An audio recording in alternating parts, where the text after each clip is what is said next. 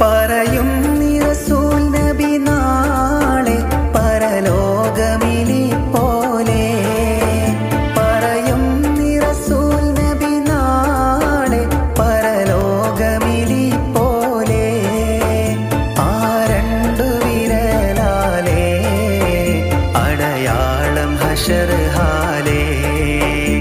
ആ രണ്ട് വിരലാലേ അടയാളം ഹശർ ഹാലേ.